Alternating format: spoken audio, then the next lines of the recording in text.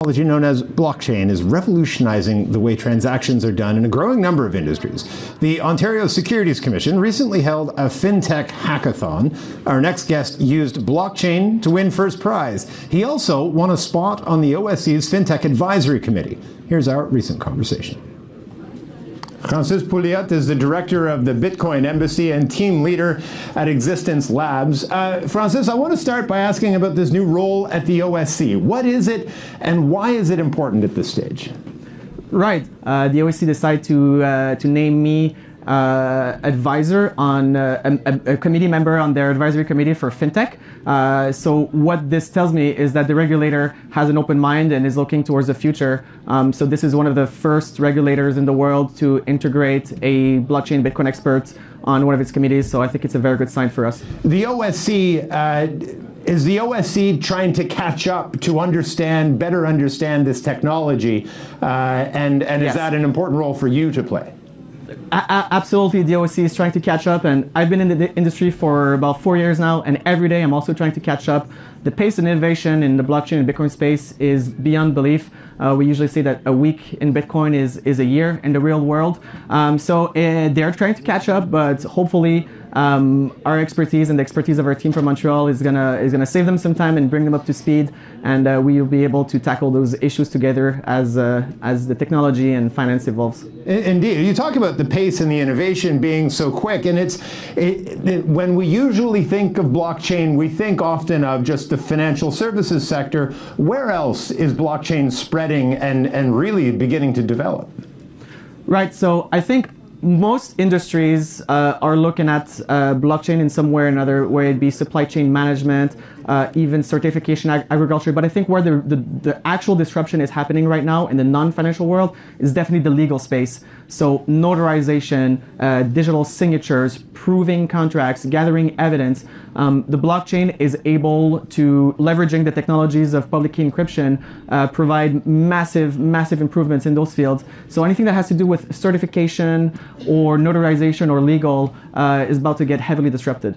And I mean, the potential for disruption through blockchain across the board is enormous. Are the Canadian banks paying attention enough to this and adopting this technology quickly enough?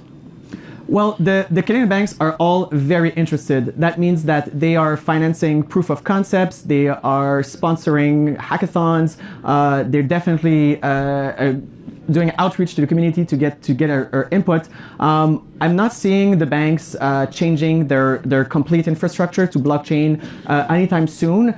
These banks are built on 30, 40 years of legacy architecture, which is very, very difficult to replace, but they're very interested. Also, even the Bank of Canada is doing some research on blockchain. So I think right now the mood is, let's just get information and wait and see where this technology goes. There are people who say there is a sense of complacency among the big five banks at the very least, and financial institutions that go along with them. Have you seen any of that complacency, or do you see the banks really trying to get involved and adopt?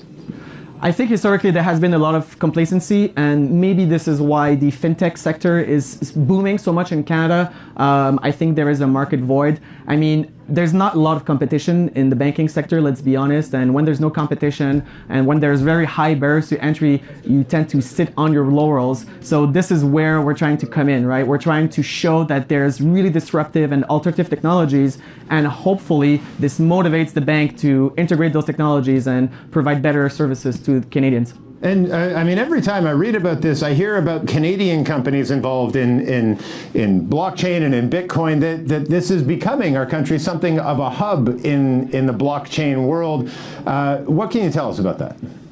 Well, that's been the goal of the Bitcoin Embassy and our group in Montreal for the past 4 years, to make Canada a global hub for blockchain and Bitcoin. A lot of Canadians share this ambition in Toronto and Vancouver. There's a lot of groups that are pushing towards that, and it's not a coincidence that we keep doing efforts and pushing at the civil society level, financial institutions level, the government level, and it's finally paying off. We're seeing the regulator now that is paying attention, the Canadian government is paying attention, and all the banks, as I said, are looking at this technology. So it's not a coincidence. We're just working very, very hard. We're very proud of Canada, and we want to stay in Canada. We don't want to go to Silicon Valley. We don't want to have to go to New York. We want to do what we do best and do it at home. If we continue down this path of innovation, and if we get it right, we talk an awful lot about the potential impact of blockchain. What are the jobs that will cease to exist 5 or 10 years from now if blockchain continues to do what we think it can?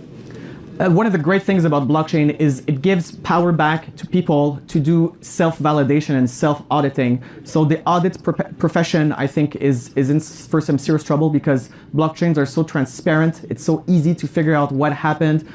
Through the science of public key cryptography, you can figure out who signed the document without having to go through the paperwork. Everything is done automatically. So audit, notarization, some lawyers, definitely some compliance people because blockchain can help streamline compliance a lot. So all those kind of corporate jobs which are in around the core of banking, I think these will see some heavy disruption in the coming years.